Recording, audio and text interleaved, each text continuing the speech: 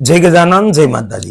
महाशिवरात्रिनो महासंजोग महाशिवरात्रिना दिवसे एवा प्रबल योगનું निर्माण થાય છે કે નાનો એવો એક ઉપાય પણ તમારા જીવનને બદલી શકે છે, તમારી કિસ્મતના બંધ તાળાને ખોલી શકે છે।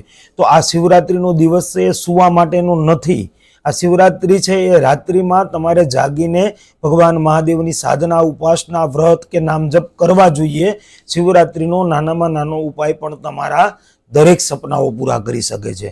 તો એક નાનો એવો ઉપાય તમને બતાવું છું। શિવરાત્રિના દિવસે આ કરી લેજો। તમે કોઈ બીમારીથી પીડાતા હશો તો એમાં તમને રાહત મળશે। તમને આર્થિક મૂંઝવણ હશે, પૈસાને લગતી પરેશાનીઓ હશે તો એ દરેક પરેશાનીઓમાંથી તમે મુક્ત થશો। પારિવારિક સુખની પણ તમને પ્રાપ્તિ થશે।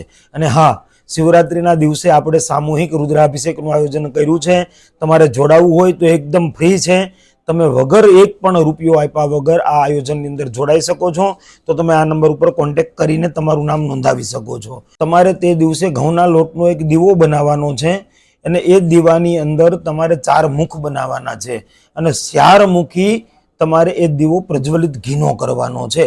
4 મુખી ઘીનો દીવો પ્રજ્વલિત કરીને 108 વખત ઓમ નમઃ શિવાય મહામંત્રના જપ કરવાના છે અને ભગવાન મહાદેવને પ્રાર્થના કરવાની છે કે મારા જીવનની અંદર રહેલા દરેક દુઃખ, દરેક તકલીફમાંથી મને ને મારા પરિવારને તમે મુક્ત કરજો।